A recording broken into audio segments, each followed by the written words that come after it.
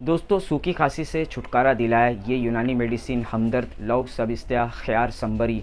दोस्तों, कफ़ वाली खांसी जल्दी ठीक हो जाती है, लेकिन सूखी खांसी जल्दी पीछा नहीं छोड़ती है। खासकर सीने में दर्द जलन होने लगता है। आप भी सूखी खांसी की समस्या से है परेशान, तो आप ये यूनानी मेडिसिन लौंग सबस्तिया ख्यार संबरी का इस्तेमाल कर सकते हैं। मौसम का मिजाज बदल रहा है, दिन में गर्मी तो सुबह शाम में हल्की हल्की ठंडी सी महसूस होने लगती है।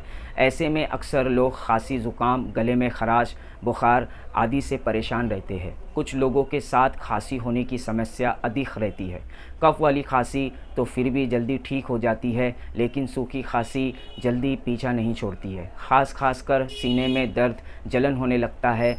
आपको भी सूखी खांसी की समस्या है और ठीक होने का नाम नहीं ले रही है, तो दोस्तों आपको मैं यूनानी रेमेडीज़ लौंग सबस्तिया ख्यार संबरी के बारे में बताऊंगा, जिससे आपकी सारी दिक्कत आसानी से ठीक हो जाएगी। दोस्तों, सूखी खांसी क्या है पहले ये जान ले।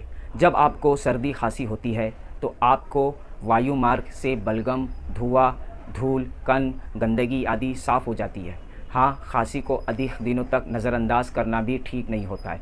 सूखी खांसी में बलगम बहुत कम निकलता है, इससे सीने में जलन और गले में खराश हो जाती है। यदि आपको 2-3 सप्ताह से ज़्यादा लगातार कफ़ या सूखी खांसी बनी हुई है, तो आप डॉक्टर से ज़रूर मिलें। एक्सपर्ट के अनुसार सूखी खांसी को अधिक दिनों तक नज़रअंदाज करना कई अन्य समस्याओं की तरफ इशारा करता है। दोस्तों, लौंग सबस्तिया ख्यार संबरी ये यूनानी मेडिसिन है जो नज़ला ज़ुकाम सूखी खांसी और सीने में कफ़ बनना खांसने से सीने में दर्द और जलन जैसी दिक्कत को आसानी से ख़त्म करके सीने की गंदगी को साफ़ करती है।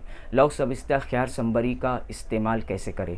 दोस्तों, लौंग सबस्तिया ख्यार संबरी को आपको 1 कप गर्म कुनकुने पानी में 1 चमचा लौंग सबस्तिया ख्यार संबरी को अच्छे से मिला लें और सुबह दोपहर शाम इसका सेवन करें। आपको इससे अच्छा फ़ायदा होगा और भीगने से कोल्ड ड्रिंक से ठंडी चीज़ों से परहेज़ करें। ये आपके सीने की सारी गंदगी को साफ़ करके आपको सूखी खांसी या और किस्म की खांसी से निजात दिलाई। दोस्तों, खुद का ख्याल रखें, अपनी सेहत का ख्याल रखें। मेरी वीडियो को लाइक करिए, शेयर करिए और दुआ में याद रखिए।